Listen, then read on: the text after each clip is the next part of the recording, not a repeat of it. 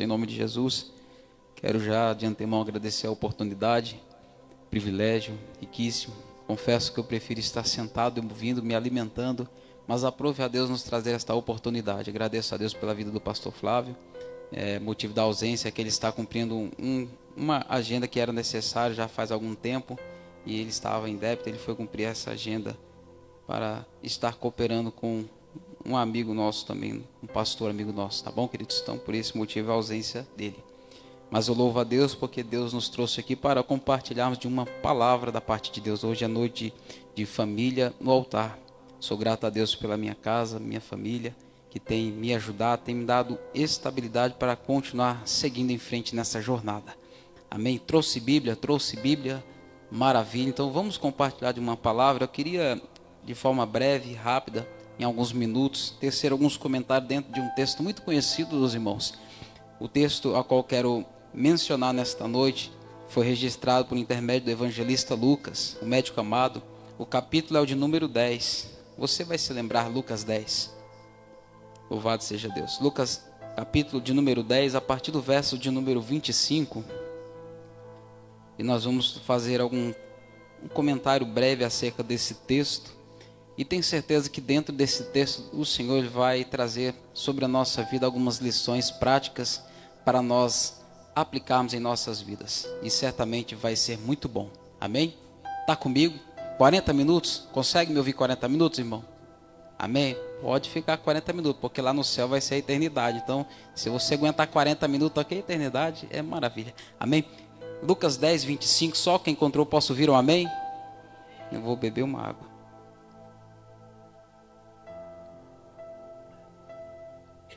Glória a Deus. Vamos para o texto. Eu estou usando exatamente essa mesma tradução, Almeida Revista e Corrigida. E diz assim, vamos para o texto. Mateus, Lucas, Marcos, Lucas. Capítulo 10, o verso de número 25, diz assim: E eis que se levantou um certo doutor da lei, tentando e dizendo: Mestre, que farei para herdar a vida eterna? E ele lhe disse: Que está escrito na lei? Como lês? E respondendo ele disse: Amarás ao Senhor teu Deus de todo o teu coração, de toda a tua alma e de todas as tuas forças e de todo o teu entendimento, e ao teu próximo como a ti mesmo. E disse-lhe: Respondestes bem, faze isso e viverás. Ele, porém, querendo justificar-se a si mesmo, disse a Jesus: E quem é o meu próximo? E respondendo Jesus disse: Descia um homem de Jerusalém para Jericó, e caiu na mão dos salteadores, os quais o despojaram, espancando, se retiraram, deixando-o meio morto. E ocasionalmente descia pelo mesmo caminho um certo sacerdote, e vendo-o, passou de largo. E de igual modo também um levita, chegando àquele lugar e vendo-o, passou de largo. Mas um samaritano que ia de viagem, chegou ao pé dele e vendo-o, moveu-se de íntima compaixão. E aproximando-se, atou-lhe as feridas, aplicando-lhes azeite e vinho. E pondo sobre a sua cavalgadura, levou-o para uma estalagem e cuidou dele. E partindo ao outro dia, tirou 2 dinheiros, em algumas traduções 2 denários, e deu-os ao hospedeiro e disse-lhes: Cuida dele, e tudo o que demais gastares eu te pagarei quando voltar. Qual, pois, destes 3 te parece que foi o próximo daquele que caiu nas mãos dos salteadores? E ele lhe disse: O que usou de misericórdia para com ele? Disse, pois, Jesus: Vai e faze da mesma maneira, ou faz de igual modo. Queridos, passagem esta conhecidíssima, eu acredito da maioria dos irmãos. Você que nunca ouviu vai ouvir nessa noite. Todas as vezes que nós fazemos algum comentário, ou talvez ouvimos algum comentário acerca de uma ação altruísta, ou de alguém que fez um bom ato, ou até mesmo em alguns hospitais leva-se o nome das ações sociais, o bom samaritano. Alguém já viu essa expressão por aí em algum lugar? A maioria de nós, eu acredito. Só que nós conhecemos pelos textos bíblicos que a epígrafe, o título que é mencionado na maioria das traduções, não está ali originalmente. Foi colocado devido às traduções que foram surgindo. Porque originalmente Jesus em momento algum aponta aquele samaritano melhor como sendo o bom samaritano. Mas sim, de fato, nós vemos que a atitude dele chama-nos a atenção. Mas o texto, presbítero Marcelo, ele não fala somente acerca de bons atos, de uma boa ação, de que alguém fez para com o seu próximo. Mas o texto ele trata acerca de salvação. E é exatamente essa pergunta que vai causar um desfecho dentro do diálogo que Jesus tem com um doutor da lei, um mestre da lei, um fariseu. No contexto qual nós fizemos a leitura, o contexto imediato do texto qual nós lemos, vai falar que Jesus, ele vai chamar 70 dos seus discípulos, e vai comissioná-los, e vai entregar a eles uma direção, uma missão, e vai enviar eles de 2 em 2, e diz para eles irem de cidade em cidade, de aldeia em aldeia, anunciando que ele iria passar por ali, e falando acerca do reino dos céus. E Jesus disse para eles a forma como eles deveriam ir, que eles não deveriam levar 2 sandálias, eles deveriam ser providos simplesmente da palavra que Jesus havia dito a eles. E falar, a cidade que vocês entrarem, lá vocês vão curar os enfermos. A cidade que vocês entrarem, primeiramente saudai as casas onde vocês adentrarem com a paz. Se a paz estiver sobre aquele lugar, ela repousará sobre vocês. Se não, saia daquele lugar, sacode até a poeira dos vossos pés. E Jesus vai dar ordem expressas aos seus discípulos. E eles saem ao cumprir essa ordenança, esse mandamento que Jesus havia os feito. Isso você vai encontrar exatamente no capítulo de número 10. E quando nós vemos, eles saem para cumprir esta chamada. A Bíblia diz que eles voltam alegres, se regozijando, com o coração saltitante. Irmã Cida, por quê? Porque quando Jesus dá uma direção, uma palavra de ordem a eles, eles veem o cumprimento da ordem de Cristo se cumprindo sobre a vida deles. Isso não é diferente comigo e com você. Quando nós saímos em direção a algum lugar, a fazer algo, a cumprir uma ordem expressa de Jesus, nós também vemos o cumprimento da palavra dele sobre a nossa vida, sobre a nossa casa e sobre a nossa família. E eles voltam maravilhados, por quê? Porque eles vêm, olham para Jesus e dizem, mestre, mestre, até os espíritos imundos, até os demônios se sujeitam à ordem por intermédio do teu nome. E eles ficam maravilhados com isso. Eles estão extasiados, eles estão empolgados. E Jesus ele vai acalmar os ânimos. Por quê? Porque a empolgação ela é um pouco tanto perigosa. Por quê? Porque nós não podemos começar a fazer algo por empolgação, sem um entendimento devido. Jesus vai falar para, olha, o que vocês estão vendo é pouco, porque eu vi Satanás caindo como relâmpago. É Jesus dizendo, olha, o que vocês estão vendo é pouco dentro daquilo que eu vi. Eu vi coisas maiores do que esta, mas que a alegria de vocês não esteja pautada somente nisto, mas que a alegria maior de vocês esteja pautada em saber que o nome de vocês está escrito nos céus. Essa é a alegria que os discípulos têm que carregar no coração, essa é a alegria que eu e você, como servo de Deus, temos que ter dentro da nossa alma. Milagre é importante, viver o extraordinário de Deus é maravilhoso, mas a maior bênção que nós alcançamos é, o nosso nome está escrito no livro da vida. Amém? Por essa palavra, louvado seja Deus. E lá nos versos finais do capítulo de número 10, Jesus vai dizer para ele, olha, e tem mais, bem-aventurados são vocês, porque o que os olhos de vocês veem, os profetas queriam ter visto, Davi queria ter visto, Salomão queria ter visto, muitos queriam ter visto o que vocês estão vendo e não viram, muitos queriam ter ouvido o que vocês estão ouvindo, Jesus falando, dado o discurso dele para eles, e não ouviram. Então vocês são bem-aventurados, mais do que felizes. Só que o que chama atenção é exatamente no verso de número 25 do capítulo 10. Por quê? Porque agora entra em cena um certo fariseu, um doutor da lei. Alguém que estudou a sua vida inteira, porque nós conhecemos, sabemos que eles tinham esse hábito. A partir dos seus 12 anos, eles tinham esse hábito de estudar, de conhecer a Torá. E para ser um doutor da lei, diga-se de passagem, tinha que estudar e muito. Nós conhecemos e sabemos que quando Moisés foi ao Sinai, o Senhor não entregou somente a ele os 10 mandamentos ou o decálogo, não. Ele entregou a ele 613 mandamentos, correto, professor?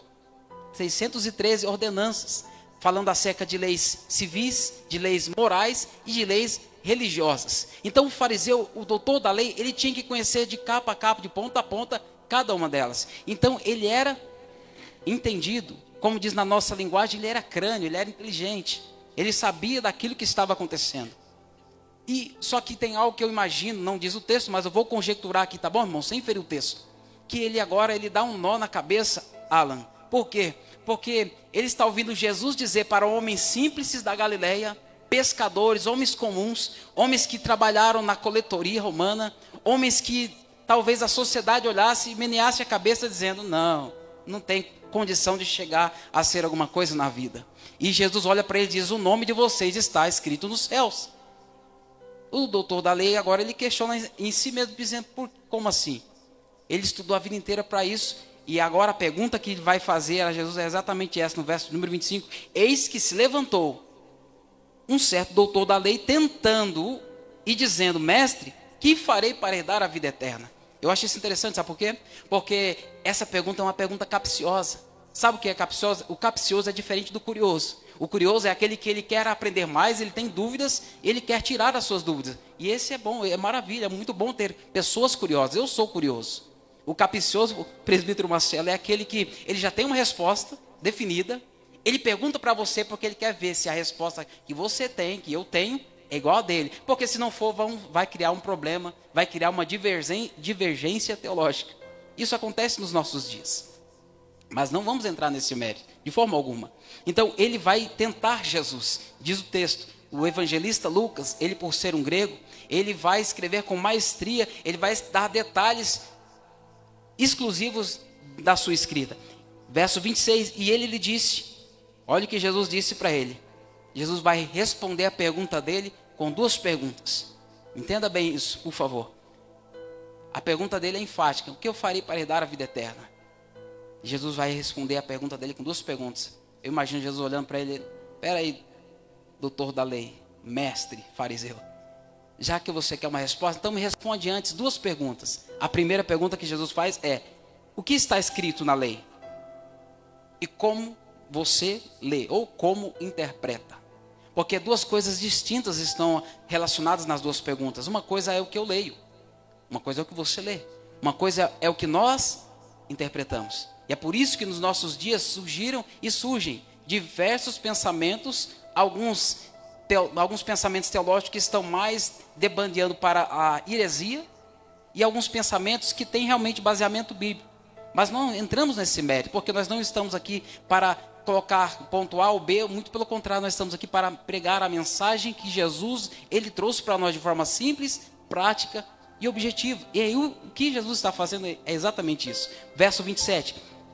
E respondendo ele disse: amarás ao Senhor teu Deus de todo o teu coração, de toda a tua alma, de todas as tuas forças, e de todo o teu entendimento, e ao teu próximo como a ti mesmo. Ele vai usar de dois textos conhecidíssimos, eu acredito de maioria, Deuteronômio 6:5 e Levítico 19:18.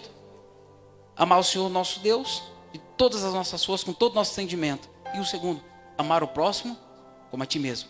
O camarada é inteligente, ele conhecia os 613 mandamentos, as 613 ordenanças que Moisés havia deixado para eles. Só que ele vai usar, resumidamente, dois, para resumir todo o decálogo. Amar a Deus acima de todas as coisas e o próximo como a ti mesmo. E sabe qual é a fala final de Jesus para ele? Ou melhor, deveria ser? Verso de número 28. E disse-lhe: respondeste bem, faz isso e viverás. Meu irmão, esse desfecho aqui, se tivesse parado aqui, esse diálogo já estaria maravilhoso e de bom tamanho. Alguém que fosse humilde talvez ia pensar, ia refletir e pensar: realmente, é isso mesmo que Jesus falou, então eu vou fazer isso. Só que a Bíblia vai dar detalhes e continua o texto dizendo: ele, porém, querendo justificar-se a si mesmo, disse a Jesus: e quem é o meu próximo? Sabe o que ele está dizendo? Ele fala: olha, eu sei de tudo que tem que fazer, porque o religioso é assim, ele sabe o que tem que fazer, ele sabe o que está escrito, ele sabe da interpretação que está implícita ou explícita dentro do texto, ele só não faz. E então ele vai perguntar: quem é o meu próximo? Verso 30, respondendo Jesus disse, é aqui que nós entramos dentro do que nós queremos tratar nessa noite. Por quê? Porque ele não estava entendendo. O Jesus, ele vai pegar ele com duas perguntas. E eu acho tremendo isso. Por quê? Porque Jesus, ele vai contar uma parábola. Parábola, para os irmãos entender, é pegar dois cenários e colocar um ao lado do outro e extrair coisas semelhantes dessa mesma história, desse mesmo conto. E Jesus vai pegar e vai fazer exatamente isso, pegar duas situações e vai colocar uma ao lado da outra e trazer semelhanças dentro daquilo que ele vai falar. E Jesus fez isso. Talvez você se lembre, Lucas, capítulo de número 7. Vamos para o texto. Lucas 7, capítulo 7, verso de número 36. Jesus, ele vai até a casa de Simão a convite de Simão. E tem algo que eu me assemelho a Jesus dentro daquilo que Jesus ele tinha o hábito de fazer. Jesus foi convidado para jantar. É algo que eu tenho uma semelhança muito grande com Jesus. Eu não perco a oportunidade quando alguém me chama para convidar também para jantar, meu irmão. Tá bom? Fica aí fica aí. Jesus foi convidado para jantar na casa de Simão. Ele não perde a oportunidade. Eu imagino Jesus e Simão conversando. E Simão olha a Jesus. Vamos lá em casa? Vamos lá para o senhor conhecer minha casa. É simples, é humilde, mas vamos fazer uma refeição comigo. Eu imagino Jesus, vamos, claro que eu vou, com certeza. E vou levar meus 12 ainda. Pensa, Jesus mais 12 homens. Meus irmãos, e diga-se de passagem, homens que comiam e comiam com força. Trabalhadores, trabalhavam o dia inteiro. Irmão, comia, os homens comiam. E quando estão na casa de Simão, se banqueteando, assentados sobre o chão, ao redor da mesa, a Bíblia diz que entra uma mulher de, vamos dizer assim, de caráter duvidoso. Uma mulher pecadora. Uma mulher que certamente não era bem vista pela maioria. E ela vai por detrás de Jesus, debruça-se aos pés de Jesus e começa a chorar. Debruça-se sobre os pés, começa a chorar e enxugar os pés de Jesus com seus cabelos e a beijar os pés do mestre. O fariseu Simão olha e eu imagino, eu penso, não diz a Bíblia, mas posso conjecturar. Posso? Posso ou não posso? Posso. Eu mesmo respondo, é igual a mulher. Mulher pergunta, mesmo responde. Misericórdia. Posso conjecturar. Eu imagino Simão olhando para Jesus e gastei cartucho à toa. Convidei o homem errado para jantar em casa. Estou pagando a refeição para o homem errado. Por quê? Porque se realmente fosse Jesus um profeta, ele saberia que esta mulher que está aos pés dele é uma mulher pecadora. Jesus, conhecendo não somente os pensamentos, ele conhecia os pensamentos de Simão, falou: Simão, eu entrei na tua casa, você não me beijou os pés. Você não me lavou os pés, perdão. Essa mulher, desde que eu entrei, ela beija meus pés e lava-o com suas lágrimas. Você não me enxugou os pés como é costume nosso. Mas ela, desde que eu cheguei, ela enxuga os meus pés com seus cabelos. Você não me deu ósculo, beijo na face. E ela, desde que eu entrei aqui, Simão, ela não cessa de beijar os meus pés. E sabe o que Jesus vai fazer? Vai contar para ele uma parábola, uma história. Eu acho tremendo isso. A pedagogia de Jesus, ela nos pega, sabe por quê? Porque na maioria das vezes eu quero dizer para você que, ei, cuidado quando Jesus te contar uma história. Às vezes você pode ser o protagonista dela e não está sabendo. Jesus chama: Simão, vem cá, deixa eu te contar uma história. Vou sintetizar aqui, tá bom? Tinha 2 homens que deviam para um certo rei. Um devia 500, outro devia 50. E o rei perdoou a ambos. Simão, pergunto a você, olha Jesus, pergunto a você, destes 2, qual foi mais amado? Ou qual amou mais? Eu imagino Simão: mestre, essa é fácil. Aquele que amou mais foi aquele que foi mais perdoado. Pois bem, Simão, essa mulher, exatamente isso. Ela me amou mais. Eu entrei. É Jesus dizendo para você: essa mulher me ama mais do que você. Porque tudo que era para você fazer, você não fez. Mas ela, desde que eu entrei aqui, é só isso que ela sabe fazer. Ele era o protagonista da história. É só isso não. Você se lembra, 2 Samuel capítulo 12, é isso mesmo? Natã e Davi? Natã e Davi. Natã, profeta, é revelado a ele o pecado de Davi, o adultério que ele comete com Betseba. E ele vai até o rei Davi. Eu imagino ele meio receoso, porque falar com o rei naquele tempo não era uma tarefa fácil. Mas ele era profeta, era homem de Deus, ele não temia o perigo ou a morte. Ele vai, só que como um bom nordestino, ele vai rodeando, sabe? O nordestino fala assim: vamos rodeando. Ele vai rodeando e fala: ô Davi, deixa eu contar uma história para você. E eu imagino que na maioria, você gosta de história, irmão? Eu amo história, porque dentro da história nós conseguimos extrair lições práticas para nós. E ele vai contar uma história, fala: Davi, deixa eu contar uma história para você. Havia 2 vizinhos, um era rico, outro era pobre. O rico, ele tinha muitos bens, muitas propriedades, muitas ovelhas. E o pobre, vizinho dele, tinha uma só. Certa feita veio um viajante, e esse homem rico pegou da ovelha do homem pobre, sacrificou para dar de alimento, para servir uma ceia para o viajante. Davi se encheu de ira, inflou o diafragma: esse homem tem que morrer, acabar com a vida desse homem. Vamos, ficou bravo, pensa. Natã, olha, Davi, deixa eu falar para você uma coisa, coçando a cabeça. Esse homem é você, rapaz. Contrastando o pecado que ele havia cometido.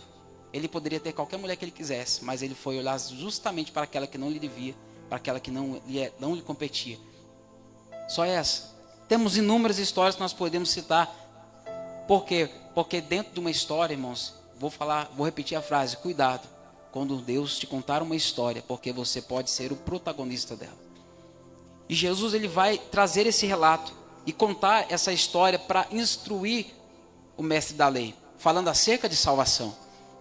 Mas se tratando de uma parábola, ou de um conto, ou de uma história, nós geralmente, dentro da hermenêutica, nós sintetizamos e extraímos o cerne da mensagem ou da parábola e aplicamos. Por quê? Porque isso é mais prático. Mas se tratando de Jesus, tudo quanto Jesus fala tem um sentido e um significado. E nós vamos para o texto. Verso de número 29 e 30. Ele, porém, querendo justificar-se a si mesmo, disse a Jesus: e quem é o meu próximo? E respondendo, Jesus disse. E agora Jesus vai contar a parábola, a qual nós conhecemos como a parábola do bom samaritano. Olha os detalhes que o texto traz. Descia um homem de Jerusalém para Jericó. São detalhes que nós fizemos a leitura e nós não estivemos atentos ao contexto geográfico da época, nós passamos desapercebido, mas o que Jesus falou que é importante. Descia um homem de Jerusalém. Jerusalém, para os irmãos entenderem, estava a 1.200 metros, de 1.000 a 1.200 metros acima de Jericó. Jericó estava abaixo, a mais ou menos 280 metros acima do nível do Mar Morto em si. Olha, 280 metros abaixo do Mar Morto. Era uma cidade que era uma depressão, enfim. Depois você estuda lá, geografia bíblica, é muito bom. E a Bíblia diz que o viajante estava descendo para Jericó. E isso é importante nós entendemos. Por quê? Porque Jerusalém é um lugar importante. Jesus vai falar o nome de duas cidades que trazem um cunho muito importante, um cunho profético para nós nos dias de hoje também. Por quê? Porque Jerusalém era a cidade do grande rei, era a cidade do rei Davi. Jerusalém, que no contexto original, quer dizer lugar de paz ou habitação de paz. Ele está descendo para Jericó, ou seja, ele está saindo de um lugar que Deus quer. Lembra quando Jesus falou para os discípulos: olha, não se ausentem de Jerusalém, ficai em Jerusalém, até que do alto vocês sejam revestidos de poder. Jerusalém é uma cidade importante, dentro do contexto histórico, geográfico e bíblico. Então ele está saindo de um lugar que Deus quer e descendo para um lugar que Deus não quer. Por quê? Porque lá em Josué capítulo número 6, você vai se lembrar do texto, claro, melhor do que eu, de que a cidade foi amaldiçoada. Por quê? Porque é uma cidade que se opôs ao povo de Deus. Então Deus amaldiçoou Jericó. Então ele está saindo de um lugar da habitação de paz, um lugar que Deus queria, indo para um lugar que Deus não quer. E qual que é a consequência disso?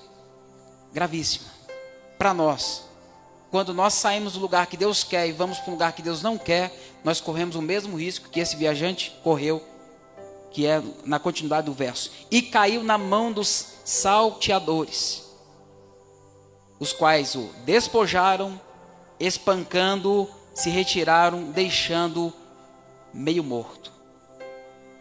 Todas as vezes que eu e você nós saímos do lugar que Deus nos colocou e vamos para um lugar que Deus não quer que nós estejamos, nós corremos o sério risco de estar passando por esses mesmos perigos que esse viajante passou. Entenda, de Jerusalém a Jericó era aproximadamente 27 quilômetros.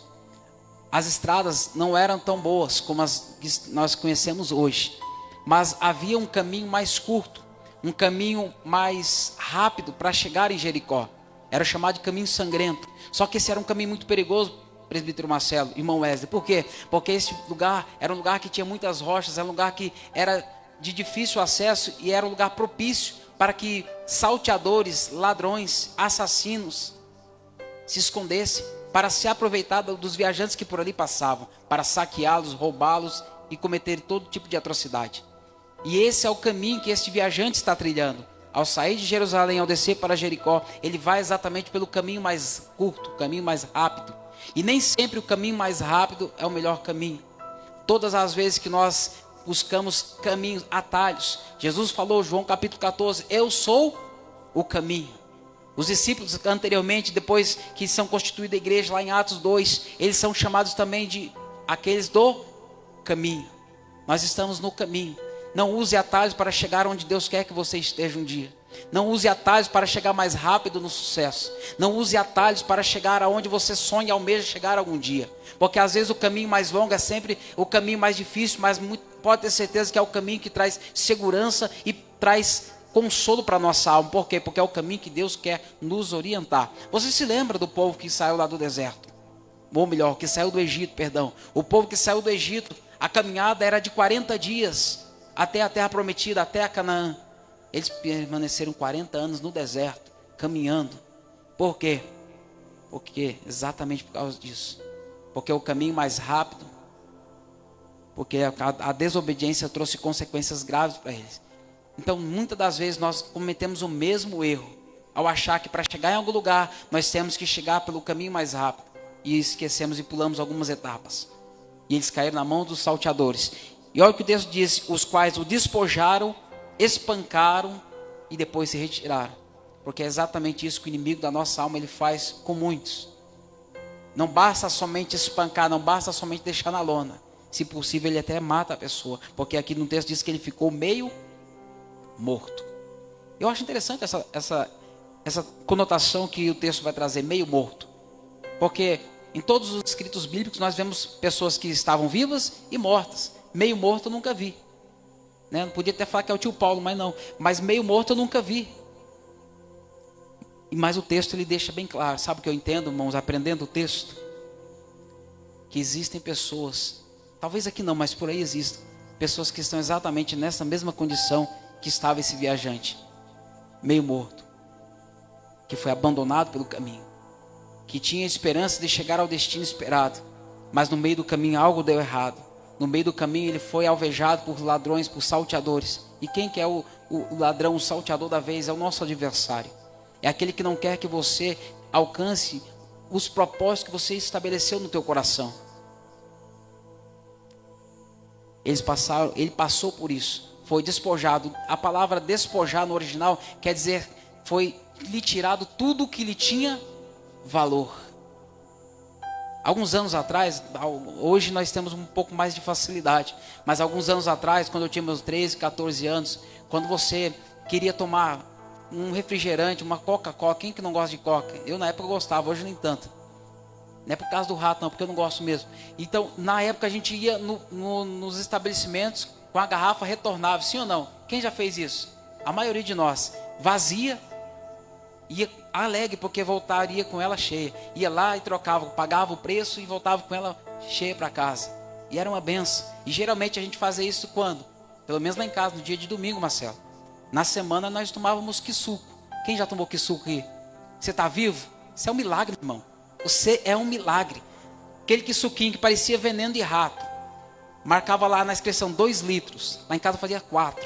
Para render o negócio. A semana inteira era quissuco. Mas no domingo, meu irmão, domingo era coca. Pegava o vasilhame, ia lá no estabelecimento, pagava, voltava com a coca para casa e tomava. Era bom demais. Quando era criança, então, era uma briga para tomar um copo de Coca-Cola lá em casa. Isso porque era eu e mais 4 sobrinhos. E nós crescemos, fomos criados como irmãos. O que eu quero dizer com isso? Da mesma forma acontece hoje no mundo. As pessoas usam as pessoas como se elas fossem coisas. Eu entendo e aprendo uma coisa, um pregador, ele disse uma frase que eu gravei e guardei para mim, que Deus, quando Ele quer nos abençoar, Ele vai nos entregar coisas. Mas quando Ele quer mudar a nossa história, Deus usa pessoas. E hoje existem pessoas usando pessoas como se pessoas fossem coisas. Tira-lhe o valor, não tem mais nada de valor, não tem mais nada que possa tirar dela. Deixa ela para lá, larga isso de lado, deixa quieto isso aí, não mexe com essa pessoa mais não. Deixa ela cuidar da vida dela. Por quê? Porque já não tem mais nenhum valor.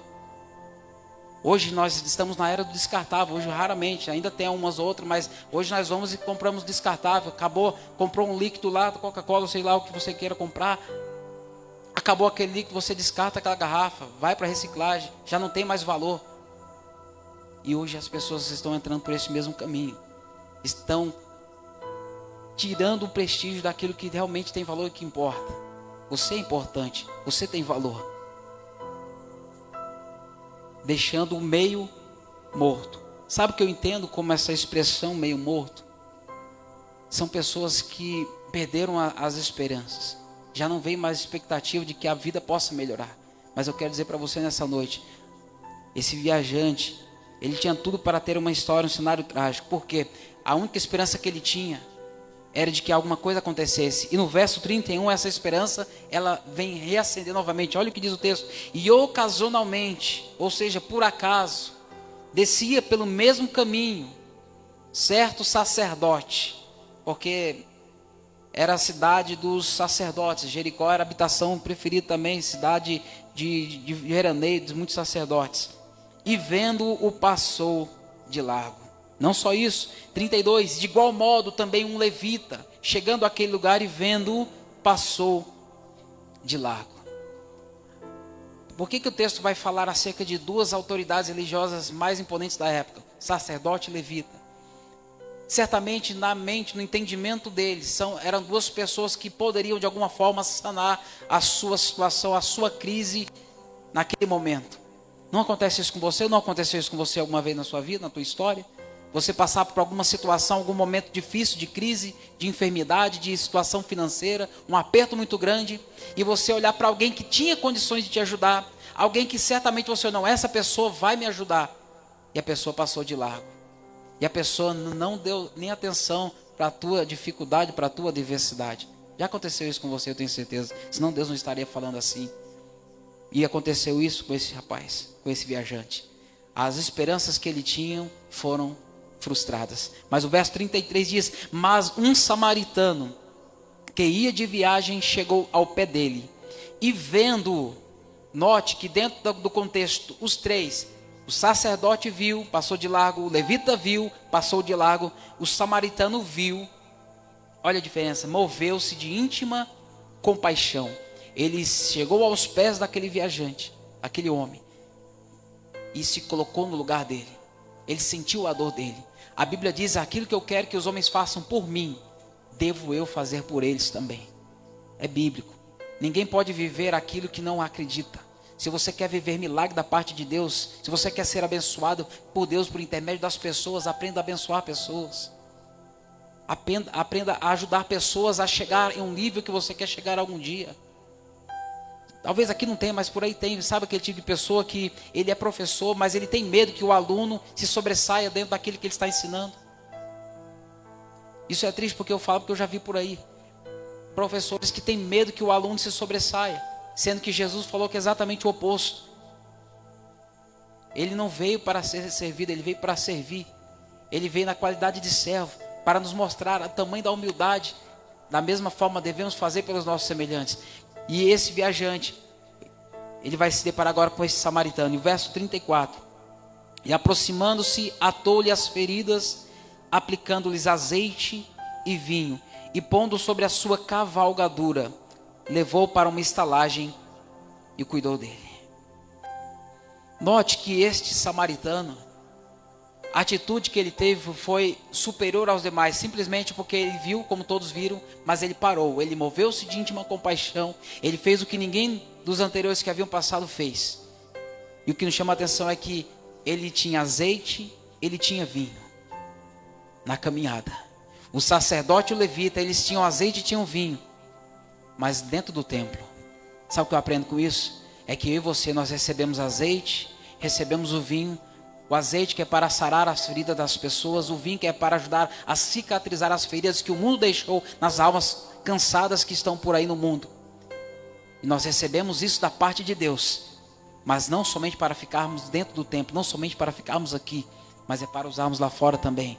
Quando nós estivermos no caminho e nos depararmos com alguém caído à beira do caminho, com alguém se lamentando por algo que o afligiu, algo que aconteceu.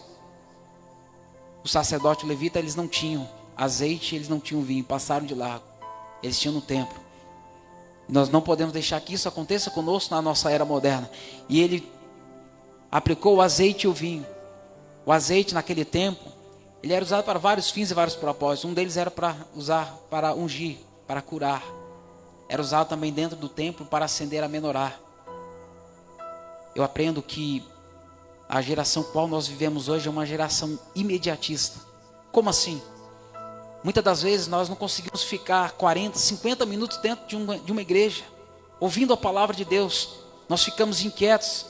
Nós às vezes somos incapazes de conseguirmos chegar ao tempo da mensagem com total compreensão dela. Por quê? Porque qualquer coisa tira a nossa atenção. Qualquer coisa rouba o nosso foco. Nós vivemos esses dias perigosos, irmãos. A mensagem, ela é construída dentro de nós, a partir do momento em que nós abrimos o nosso coração e falamos: Deus, eu quero ouvir a Tua palavra. Hoje nós somos imediatistas. Quer ver uma coisa? Quem gosta de Fórmula 1? Claudicélia, Thomas, alguns irmãos, a minoria, mas é bom, irmãos, assiste lá, que é coisa tremenda.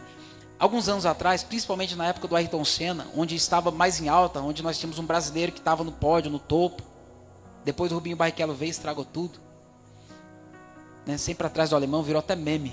Mas na Fórmula 1, alguns anos atrás, a troca de pneus demorava-se a época de 55 a 1 minuto e meio para trocar os pneus, para abastecer o carro de Fórmula 1.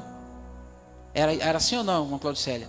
Demorava, mas era estarrecedor, era animado, era interessante, era legal de ver as corridas. Hoje, uma das escuderias que bateu o seu recorde, eles gastaram menos de 2 segundos em um pit stop. Você consegue entender isso, meu irmão? Assiste o vídeo lá depois para você ver a velocidade. Meu irmão, é exatamente assim que nós estamos. Nós não temos paciência para mais nada. O filho chega em casa: pai, eu queria contar uma coisa para o senhor. Vai, filho, conta logo, vai. O pai andando: não, pai, calma aí, eu quero que o senhor compare um pouquinho. O filho inquieto. Eu vi a irmã Márcia olhando para mim: irmão, fica paradinho. Tá bom, mas vou ficar aqui paradinho. Tá entendendo, irmãos? Era da impaciência. Nós queremos ouvir um conselho, talvez um conselho pastoral, e nós queremos que o pastor fala logo rápido aí uma palavra aí para mudar a minha história. Eu falei: não, meu irmão, não funciona assim. Pastor, fala logo aí, eu estou com pressa. Não funciona assim. Você já comeu feijão feito no fogão a lenha? Ô, meu irmão, que saudade. É porque minha avó cozinhava. Demorava quase 2 horas para cozinhar o feijão. Ela colocava um torresminho. Eu nem gostava do torresmo, mas do sabor do feijão. Ô, que coisa boa, irmão. Pelo amor de Deus. Deu até fome. Calma que já estou acabando para você jantar. Convida a gente. Só que hoje nós somos a geração do fast food. É tudo rápido, é tudo instantâneo. Hoje você vai no supermercado, feijão enlatado. Meu irmão, aquilo lá é um veneno. Se você consome, por favor, não consuma. Certa feita eu abri um por curiosidade para ver como que era. Quando eu abri, meu irmão, já viu a tampa pegar pressão? Feito pão. Meu irmão, o negócio estava verde. Eu não sabia se era feijão ou se era atum. Nunca mais comprei na minha vida aquele trem. Na verdade não comprei, eu ganhei. Abri por curiosidade porque eu também não ia comer. Você está entendendo? A gente é a geração do imediatismo. Nós queremos tudo para ontem, para já. E esquecemos de priorizar aquilo que realmente importa. Vai com calma, meu irmão. Não tenha pressa, não pegue atalhos para chegar onde Deus quer que você chegue. Não entre por atalhos, porque somente Jesus pode te conduzir pelo caminho. O caminho é estreito, é apertado, mas ele te conduz à vida eterna. Olha o que o viajante fez, o melhor samaritano, pondo-o sobre a sua cavalgadura. Note, por favor, olha. O único que tem transporte é o samaritano. Os outros estavam a pé. Talvez isso não queira dizer nada no texto, mas eu gosto de imaginar a história. O único que tem um coração, que tem compaixão das pessoas, é o que é próspero. É o que tem condições de ajudar alguém. Ele pega o moço ferido, coloca ele sobre a sua cavalgadora, ou seja, sobre o seu cavalo. Ou seja, ele precisou se esforçar para poder ajudar aquele homem. Sabe o que eu aprendo com isso? Existem pessoas que nos querem ver bem. Isso é muito importante. Tem pessoa que quer que você esteja bem. Isso é muito bom. Só que tem pessoa que não quer ver você melhor do que ela. E nesse caso, esse homem, ele quer ver aquele homem que está ferido melhor do que ele, porque ele colocou sobre a sua cavalgadura, depois de ter passado azeite em suas feridas, depois de ter colocado vinho. O vinho ele ajuda a cicatrizar os ferimentos. Para isso que era usado também o vinho naquela época. E para anestesiar o ferimento. E para também tomar um gole, que eles tomavam também por cada dor, né? E levou para uma estalagem e cuidou dele. Isso aqui eu achei interessantíssimo. Por quê? Porque somente aquilo que ele fez já estava... Meu irmão, entenda, não sei qual a condição que você chegou aqui, ferido, machucado, precisando talvez que alguém passe o óleo nas suas feridas e que alguém cicatrize os seus ferimentos com o vinho. Mas eu sei de uma coisa, Jesus, ele chegou até você nessa noite. Ele colocou você sobre a sua cavalgadura. Ele tem cuidado de você. Ele tem levado você para lugar melhor, para que o nome dele seja glorificado, para que a tua alma seja restabelecida nele. Eu falo porque eu cheguei exatamente como esse moço aqui na presença de Deus, ferido, machucado, precisando de cura, precisando de cicatrizar as minhas feridas que o mundo havia deixado dentro de mim. Feridas causadas pelos pensamentos, pelas emoções, por situações que eu havia vivido no mundo. E Jesus, ele fez exatamente isso conosco. Ele nos colocou sobre a sua cavalgadura, nos trouxe até a estalagem, que é a presença dele, a casa do Pai, cuidou de nós, sarou as nossas feridas, tem nos fortalecido dia após dia. E diz o texto, cuidou dele. E partindo ao outro dia. Sabe que isso é interessante? Porque ele não só cuidou, ele não só fez o que ele fez, sarou as feridas, levou até uma estalagem, mas ele aguardou ao dia seguinte. Sabe o que é isso? É Deus dizendo para mim e para você: eu não vou te abandonar.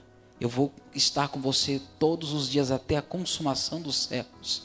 Jesus, ele fez uma promessa para nós. E olha o que o texto diz: e partindo outro dia, tirou 2 dinheiros ou 2 denários, e deu ao hospedeiro e disse-lhe: cuida dele, e tudo que mais gastar, eu te pagarei quando voltar. E o texto é implícito. Sabe o que o texto está nos dizendo? Que aquele homem, ele investiu na vida daquele moço. Ele não precisava ter feito isso, ele era um desconhecido, mas a parábola que Jesus está contando traz um contraste sobre a atitude que este samaritano teve que os outros não tiveram. E sabe o que ele fez? Ele investiu e pagou um preço. Colossenses 2,14, a Bíblia diz que Jesus, ele pegou a cédula que nos era contrária, a encravou sobre um madeiro. A dívida que era minha e era sua, Jesus, ele tomou para si, ele pagou o preço pelos nossos pecados. Hoje nós somos livres, hoje nós somos sarados, hoje nós somos libertos. Talvez o inimigo tenha tentado usar situações para prender, aprisionar a tua mente e a tua alma. Mas eu quero dizer para você nessa noite, você, eu, nós, a igreja de Cristo, não existe nenhuma condenação para nós mais em Cristo Jesus, o nosso Senhor. Não deixe que o inimigo acuse a sua vida, a sua mente. Não deixe que ele roube os propósitos que Deus tem maravilhosos para a tua vida. Qual, pois, destes 3, Jesus perguntou, te parece que foi o próximo daquele que caiu nas mãos dos salteadores? E ele disse, o que usou de misericórdia para com ele. Disse, pois, Jesus, vai e faz da mesma maneira.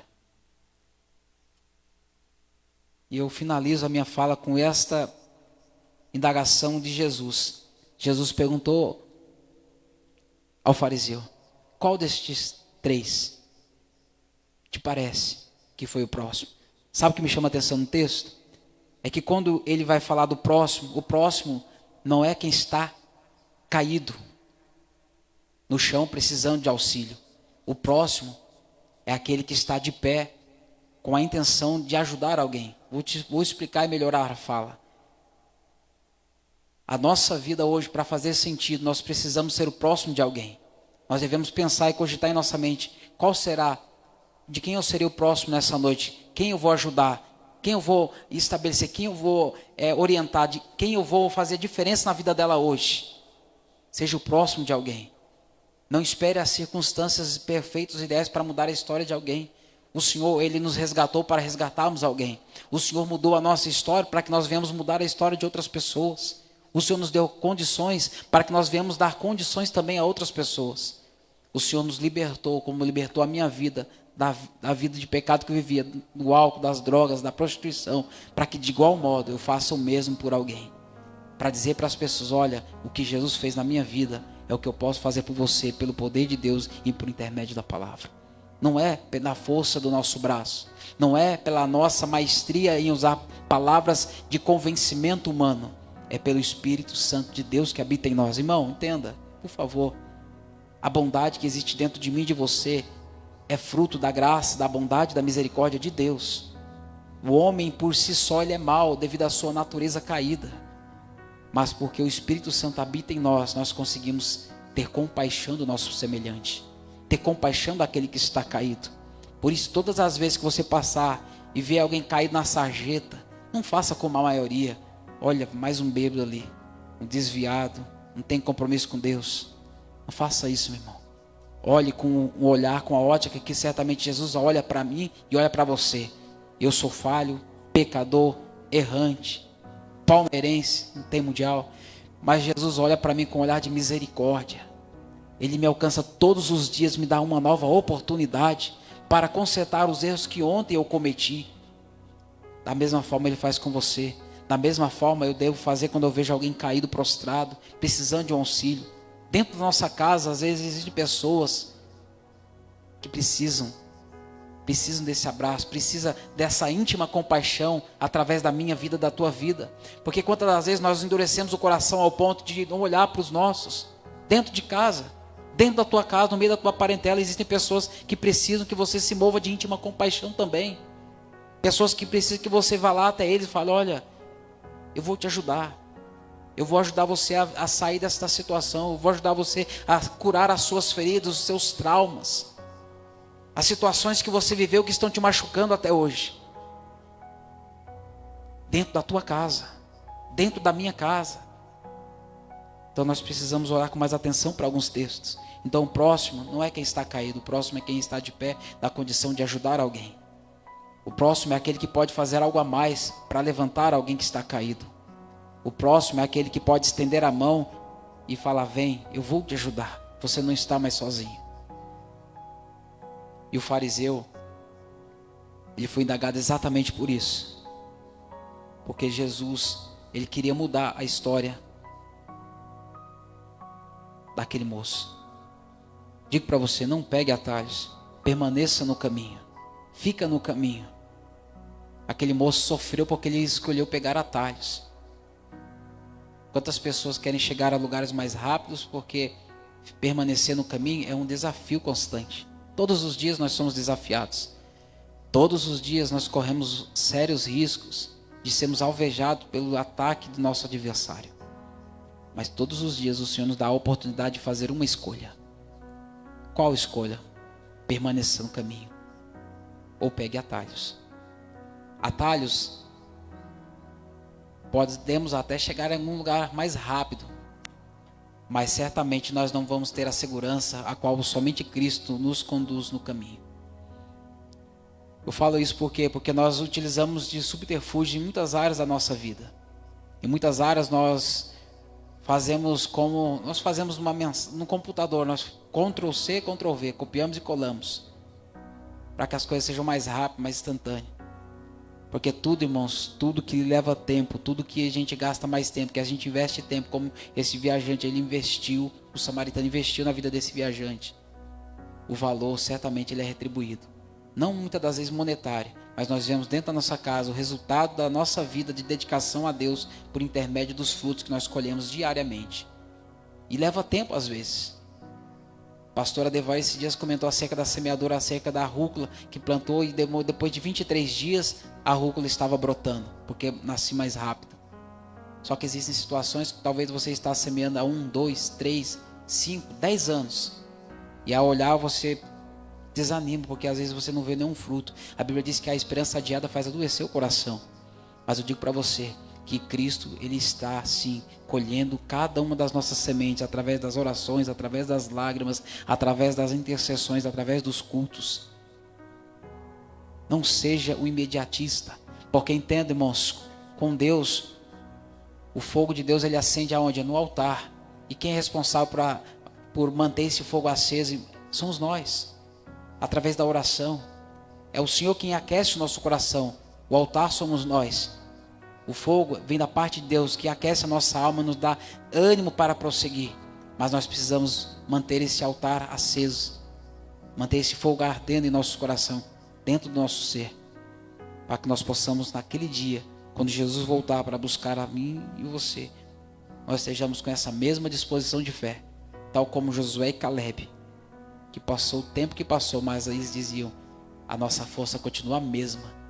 Quando nós saímos lá do Egito, nós continuamos com a mesma força, com o mesmo vigor, com o mesmo desejo de vencer. Então, meu irmão, nessa noite eu convido você, permaneça no caminho, fuja dos atalhos, não pegue atalhos, não tente o caminho mais fácil. Às vezes é cansativo, às vezes é dolorido o caminho, mas o caminho é que Jesus traçou para mim e para você, é o caminho de vitória. Amém, meus irmãos? Quero agradecer a Deus junto com os irmãos, agradecer por essa palavra. Eu fico imaginando todas as vezes que eu leio alguns textos bíblicos, a forma, a pedagogia, a maneira como Jesus sempre instruiu os seus e como ele tem instruído a cada um de nós. Por quê? Porque uma palavra, ela fala conosco, com cada um de nós de forma particular, individual. E se nessa noite o Senhor falou com você, coloque-se de pé.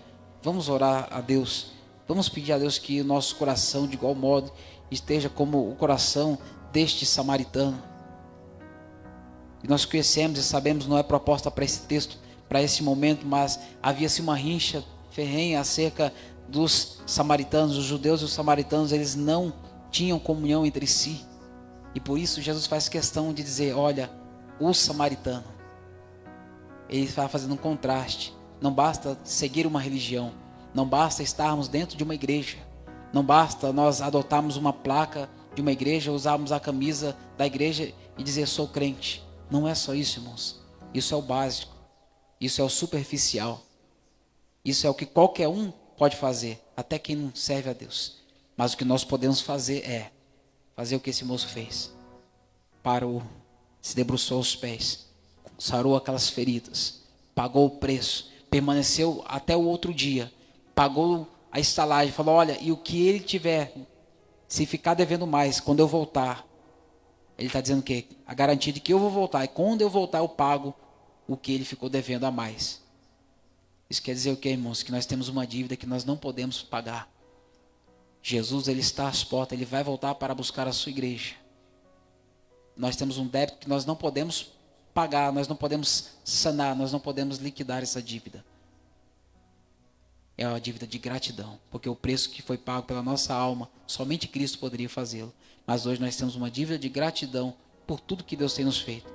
Então, se você foi alcançado por Deus, se o Senhor fez algo na tua vida, sinta-se, assim como eu me senti dentro dessa palavra, obrigado. Eu me senti obrigado a não deixar de fazer menos do que isso. Eu acho que isso é o mínimo que nós devemos fazer. Ajudar as pessoas. De alguma forma você pode ajudar alguém. De alguma forma você pode ser o samaritano na vida de alguém. De alguma forma você pode ser essa pessoa que mudou a história desse viajante que estava caído. A esperança dele foi novamente erguida. A sua expectativa foi mudada novamente. Amém? Vamos orar.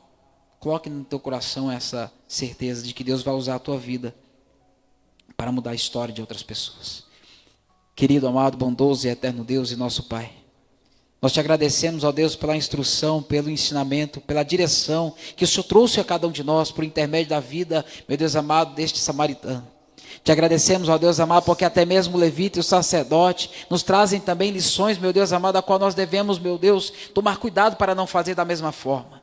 Em nome de Jesus Cristo, que o teu Espírito Santo continue, meu Deus, a direcionar cada vida, cada lar, cada família, e que a tua bondade, meu Deus, continue fortalecendo a cada um de nós. Que nós possamos, meu Deus, continuar avançando, prosperando e progredindo dentro daquilo que é o teu plano sobre a nossa vida, Pai. Porque, meu Deus amado, aquele viajante, meu Deus amado, que estava à beira do caminho, meio morto, ele teve as suas expectativas, meu Deus amado, novamente animadas ou reanimadas. Porque, meu Deus amado, o Senhor usou de bondade com ele. Em nome de Jesus Cristo, de tal forma, o Senhor também usou de bondade conosco, Pai. Por isso, nessa noite, meu Deus, em nome de Jesus Cristo, eu quero colocar a tua igreja diante da tua presença. Eu quero colocar cada um do teu servo diante do Senhor. Pai, o que nós temos a oferecer ao Senhor são as nossas mazelas, são os nossos erros, são os nossos pecados, são as nossas transgressões. Mas o Senhor, meu Deus amado, aleluia, é poderoso para mudar a quadra, mudar a história, mudar a situação da nossa vida, Pai. Nessa noite, meu Deus amado, teu Espírito Santo possa continuar falando melhor em cada coração, e que nós possamos, meu Deus amado, ter compaixão do nosso semelhante, ser o próximo, meu Deus amado, da vida de alguém, sermos o próximo, meu Deus amado, para a vida de alguém, sermos, meu Deus, a diferença na vida, meu Deus, dos nossos semelhantes, dentro da nossa casa, no meio da nossa parentela, em nome de Jesus Cristo. Usa de bondade conosco também, nos ajuda, de igual modo como o Senhor mudou a nossa história, a mudar outras histórias também, porque aleluia, da mesma maneira que o Senhor nos alcançou, cremos que o Senhor vai também alcançar outras vidas, para a honra e glória do teu santo nome, Pai. Em nome de Jesus Cristo, queremos entregar em tuas mãos e pedir, salva, meu Deus, aqueles que estão, meu Deus amado, aleluia, necessitando de salvação, liberta os cativos e os oprimidos, meu Deus, nos ajuda, aleluia, a alcançar, meu Deus, a nossa família, a nossa parentela, os de dentro de nossa casa, através da nossa vida. através daquilo, meu Deus, que o Senhor fez, que nós possamos de igual modo, meu Deus, levar adiante, porque da mesma maneira que o Senhor nos transformou, cremos que o Senhor também transforma a vida dos nossos, dentro da nossa casa, no meio da nossa família. Pai, nós queremos entregar em tuas mãos e pedir gentilmente, Espírito Santo, visita a casa, visita a tua igreja, visita a tua noiva nesta noite e prospera a tua palavra. Nos ajuda, meu Deus amado, nos despir, meu Deus amado, do velho homem e nos revestir do novo homem em Cristo Jesus, porque nós somos nova criatura. Oh Pai, em nome de Jesus Cristo, nós queremos te louvar e engrandecer o teu nome, porque cremos, ó Pai, que nesta noite, meu Deus amado, a nossa casa, a nossa família está também sendo alcançada pela tua bondosa mão e pela tua generosa graça. Pai, em nome de Jesus Cristo, que nós possamos ser o protagonista da história, mas a história, meu Deus, que fez a diferença, a história, meu Deus amado, que mudou a vida de alguém, a história, meu Deus amado, que transformou o ambiente simplesmente pela nossa chegada, porque eu creio, meu Pai amado, que onde o teu céu está,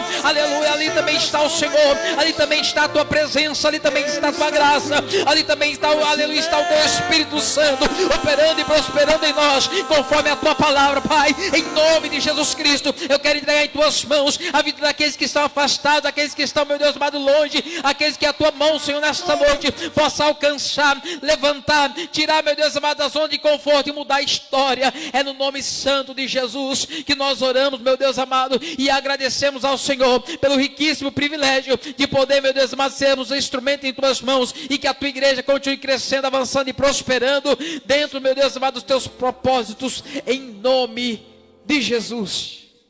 Amém e amém. Amém, meus irmãos. Fica com essa palavra no coração, meu irmão. Seja o próximo na vida de alguém. Deixa Deus usar a tua vida. Deixa Deus mudar a tua história, e que você seja o protagonista da história a qual o Senhor tem escrito com um tom diferente sobre essa terra, para que alguém olhe e diga: verdadeiramente Deus está fazendo algo novo na vida daquele irmão, na vida daquela irmã, naquela casa, naquela família, na vida daqueles jovens. E seja você o protagonista da história. Amém? Quero louvar a Deus pela oportunidade, agradecer mais uma vez ao pastor Flávio, mandar um abraço também aos nossos irmãos lá da cidade de São Carlos, em especial também ao nosso irmão Romerito. Forte abraço, irmão Romerito. Amém? Amém, queridos? Vamos agradecer a Deus? Vamos para a nossa casa, vamos continuar meditando na palavra de Deus, e certamente Deus ele tem mais a falar conosco por intermédio do Espírito Santo. Lembrando aos irmãos, domingo, escola bíblica dominical, e montar uma bênção. Nós estamos falando acerca do caminho, a forma como nós devemos nos conduzir no caminho. Meu irmão, tira um domingo pelo menos. Você que talvez nunca veio na escola bíblica dominical, tira um domingo pelo menos no mês.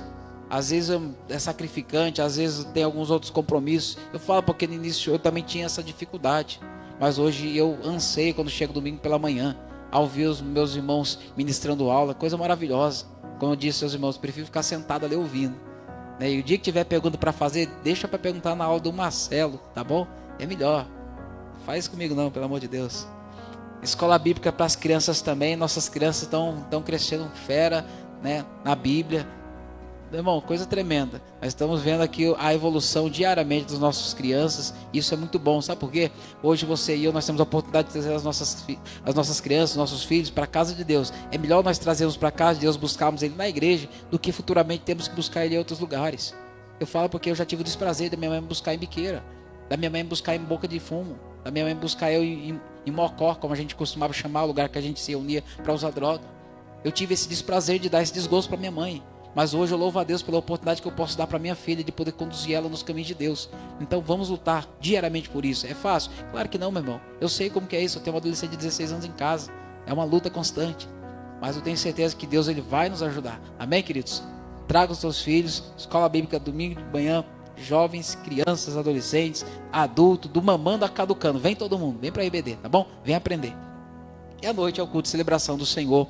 Culto maravilhoso, e tenho certeza que Deus já tem reservado uma palavra do céu para o nosso coração, para fortalecer a nossa vida, para nós iniciarmos a semana debaixo de bênção, de prosperidade, da unção poderosa do Espírito Santo de Deus. Amém? Vamos agradecer a Deus, vamos louvar Ele pela oportunidade, logo após a bênção apostólica, em nome de Jesus.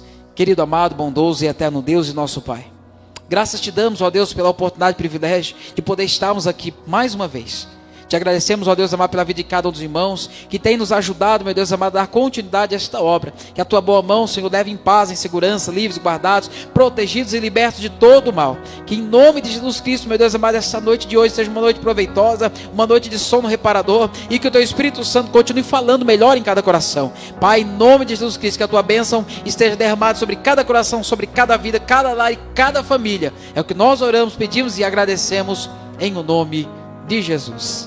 Amém. Amém. Estenda suas mãos com as minhas, por gentileza.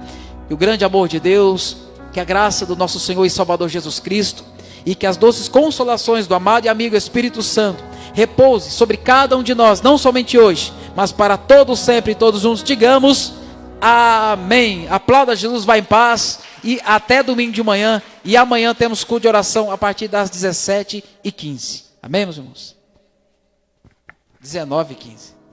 Eita. Edita aí, irmã Márcia. Edita aí. O mundo nos pede respostas, as pessoas nos pedem respostas. Todo mundo quer saber como é que a gente vai fazer para vencer isso que está acabando com a gente. Isso vira conversa nas rodas. Como é que ele vai fazer? Agora não tem mais jeito. De certa forma as pessoas até se alegram. A verdade é que nós não temos essa resposta, porque nós não sabemos como é que Deus vai fazer.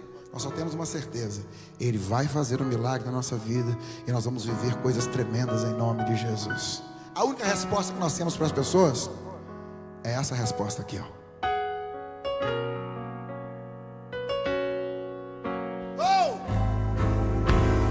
A resposta é que eu vivo de milagres.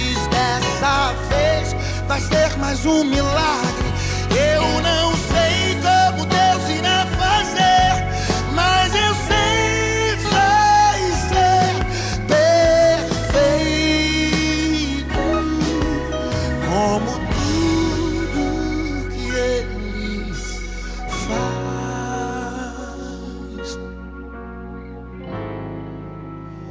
Não há lugar,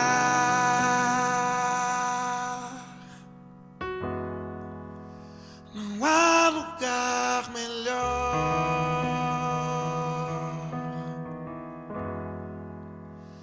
que o lugar que eu sinto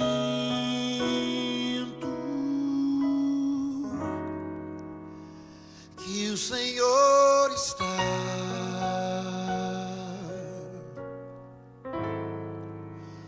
Só nesse lugar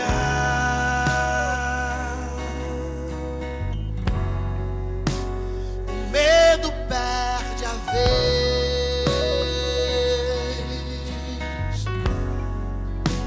e dá lugar à fé.